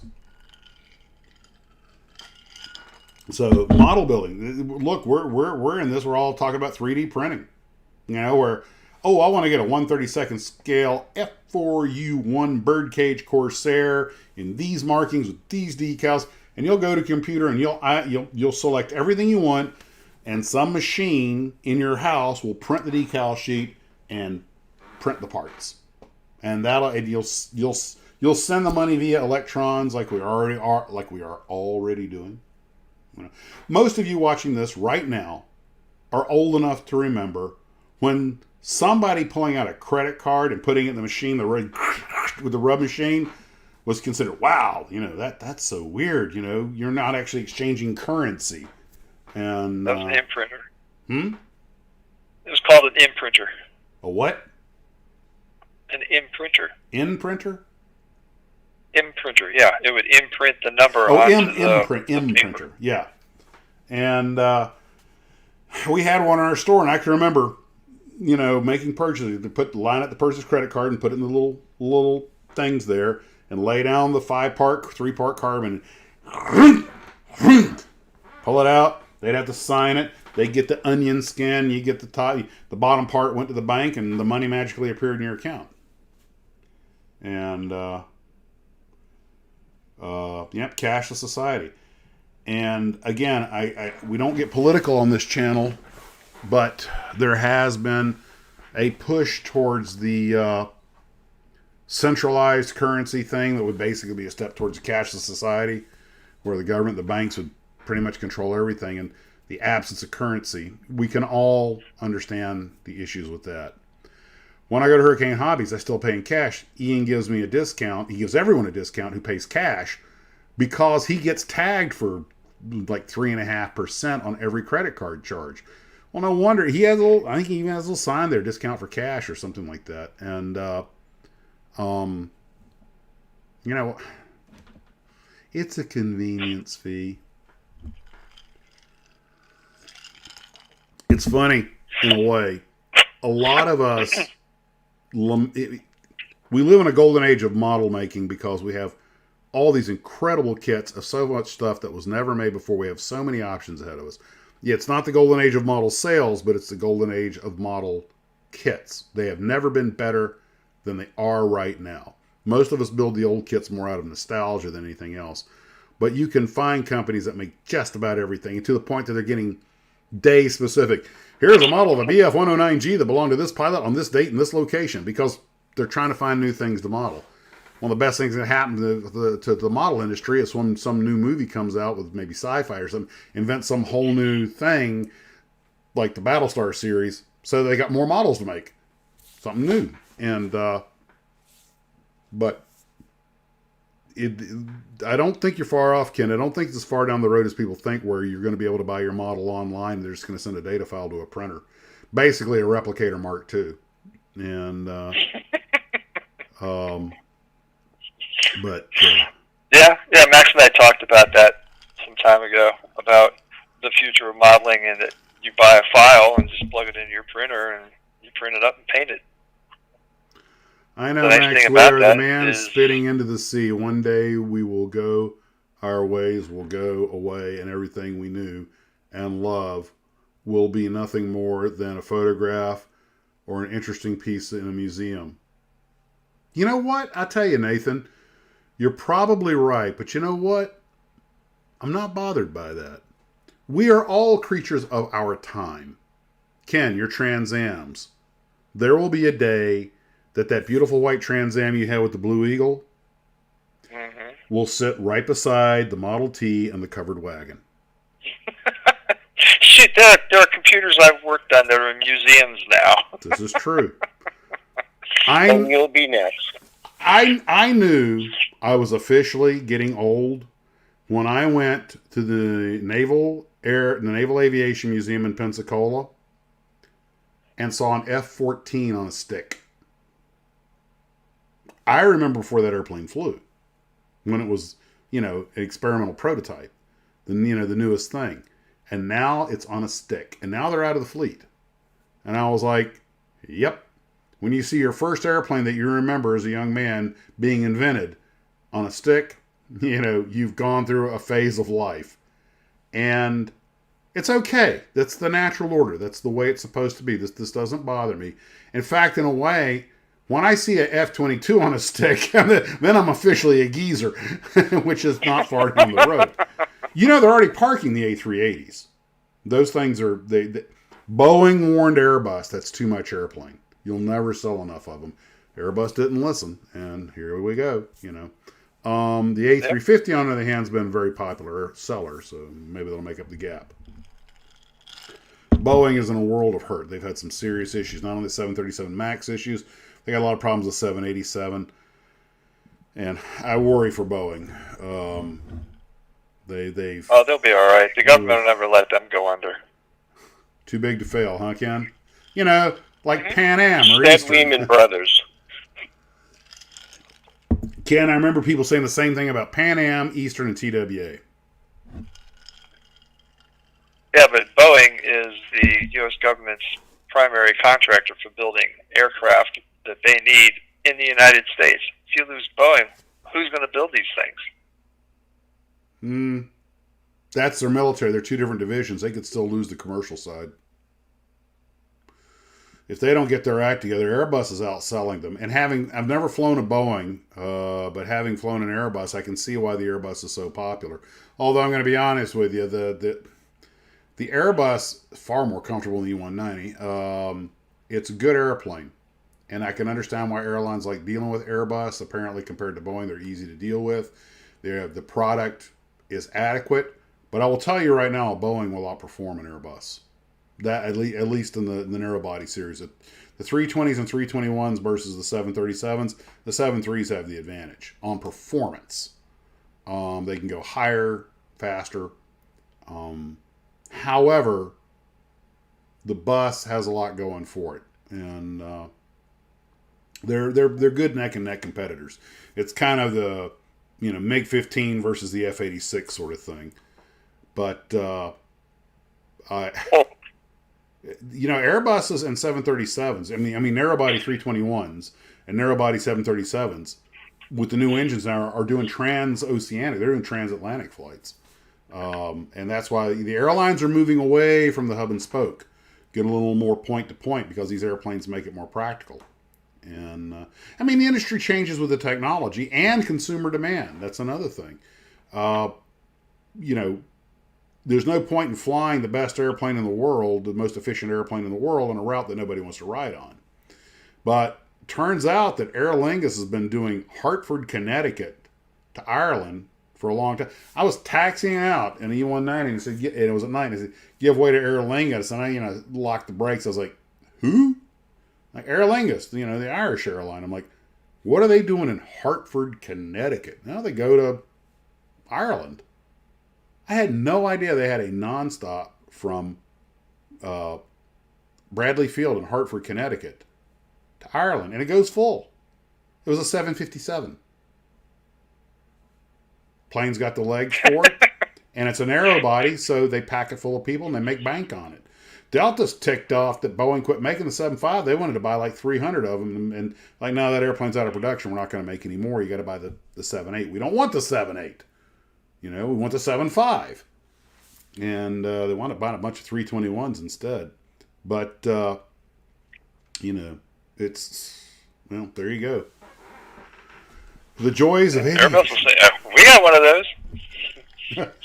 Well, the 7.5 and the 321 are direct competitors. And I'll tell you right now, I prefer flying the 321. It's got its gotchas. You have to be careful on takeoff and landing not to overflare because you can bang the tail because it's so long and it has a short gear. But they can be rigged to carry 200 people, which is up at 7.5 numbers. And the ones with the Neo engines have got really long legs on them. So the Neo engines, like any new technology, have had some teething problems, and you can't go real high in them. But they work. They say that they're cheap on gas, long legs. And the reason I like the 321s is they're heavier, so they ride better. It has more of a Cadillac ride to it. Even in turbulence, it just doesn't bounce as much. And it's just it's a mature platform. It's been around a long time. I really like it. Super PZL says, remember the days of stopping at Shannon to fuel up? Oh, yeah. Bill Campbell. Phantoms were new when I was a kid. Good God, Bill, how old are you? I saw the F-16s and F-16s coming to service. I saw the F-16s and F-15s coming to service also. In fact, my brother and I had pictures, like out of Air Force Magazine, of the YO-8 or YA-A-10 and YF-16 and YF-15, along with our Lonnie Anderson poster. And that's dating myself. And now I see them on sticks in museums, and I'm like, yep. Cockpit sections just falling off of old F-15s. But the F-15 is such a durable platform, they're basically making updated versions of them. So, hey, John, Fast Sports is here. Great. Yeah, John, we're doing Sunday night because I went to see a comedian last night. Real quick, my wife and I went to see Jim Gaffigan last night, the comedian, and we wound up leaving halfway into the show because it's an old theater here in Florida he was doing with these uncomfortable seats, and there was no ventilation. The lady behind us was coughing up a storm, and I was kind of like, there's better things to do on a Saturday night. And so we came home early, and I was like, you know what, I'm gonna be honest with you guys, I'd rather do this live stream than go to a show. But that was when he was there. Anyway, no big deal. It was the lady behind us. I'm like, we're going to get COVID here. She's really hacking up a storm. Let's get out of here. But the worst part is you go to these classic, they call them classic theaters. It's a classic theater. That means no ventilation, crappy air conditioning.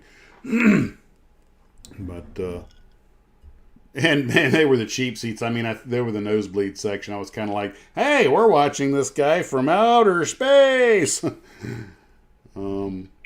Bill Campbell said Viscounts flying into our airport when I grew up. Oh, the mighty Viscount. First turboprop airliner. Okay, trivia question, and some of you Canadians better know this. The very first Ford Mustang sold was sold to a Canadian airline pilot.